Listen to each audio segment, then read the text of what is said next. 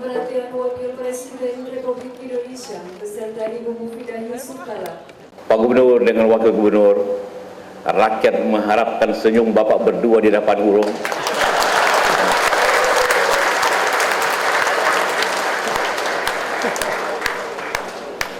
Saya pun di Jakarta mengharapkan pergandengan tangan yang kuat untuk rakyat Aceh.